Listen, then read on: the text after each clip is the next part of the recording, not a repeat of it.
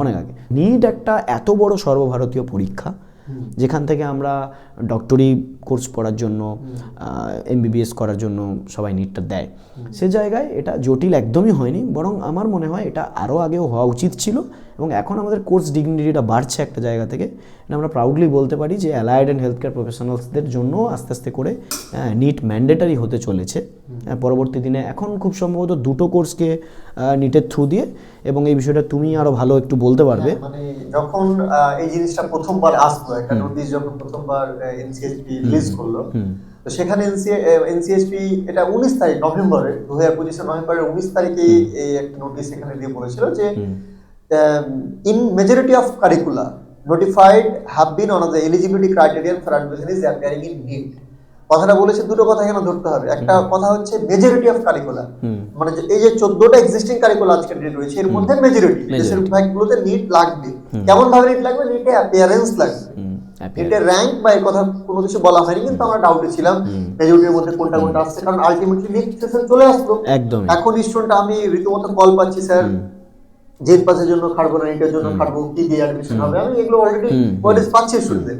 তো এখন কথা হচ্ছে এটাই যে অলরেডি এইটা ডাউটের সলিউশন করার জন্য গত 2 দিন আগে 9 জানুয়ারি আবার এনসিএইচপি আরেকটা লেটার রিলিজ করেছে, আর সেই নোটিসে ওরা মেইনলি মেনশন করেছে 2টো কোর্সের কথা। একটা হচ্ছে আপনার ব্যাচেলর ইন ফিজিওথেরাপি, আর একটা হচ্ছে আপনার অকুপেশনাল থেরাপি।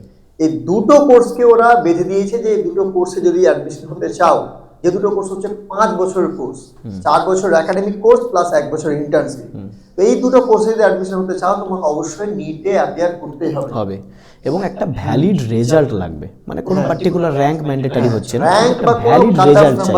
হ্যাঁ, কিন্তু ভ্যালিড রেজাল্ট চাই। ওকে, এটা কথা বেঁধে দিয়েছে। তার মানে স্যার এখান থেকে আমরা এটা ধরতে পারি এই বছর 2টো এখন বেঁধে দিয়েছে, কিন্তু আপকামিং ইয়ার্সে হতে পারে আরো কিছু কারিকুলার মধ্যে প্রবেশ করবে।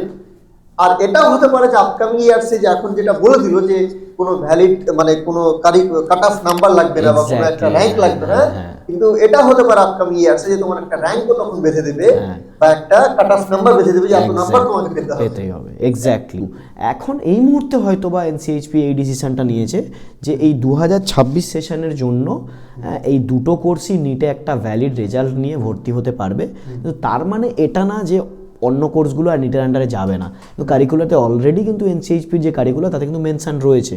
তার মানে এটা তুমি যেটা বললে একদমই ঠিক, যেটা পরবর্তী সময় হয়তো বা এর ঠিক পরের বছর থেকে এটা চালু হতে চলেছে, যে বেশ কয়েকটা majority of the allied and health care courses চলে যাবে নিটের আন্ডারে, আর খুব সম্ভবত একটা কাট অফেও ফিক্সড হবে, যেটার ছাড়া হয়তো বা ভর্তি হতে পারবে না। বিষয়টা এরকম ভাবে চলে যাবে, তাহলে আলটিমেটলি উন্নতির দিকে আছে, জিনিসপত্র ভালো আছে। আমি তোমাদেরকে সাজেস্ট করবো যারা এই বছরের অ্যাসপিরেন্ট, তোমরা যদি ভিডিওটা দেখে থাকো অবশ্যই খাটো ভালো করে এই বছর ঢুকে যাওয়ার চেষ্টা করো। ঝামেলা কম আছে, কমপ্লেক্সিটি কম আছে, জটিলতা বাড়বে, কমপ্লেক্সিটি বাড়বে, ওদের ভালো কলেজ পাওয়ার চান্সেস কমে যাবে। তো খাটো পরীক্ষা ক্র্যাক করো। হ্যাঁ, আচ্ছা, এই শুভজিৎ সাহা এর কিন্তু আরো 2টো কোশ্চেন ছিল, আমি একটু ব্রিফলি বলে চলে যাবো। আচ্ছা, একটা হচ্ছে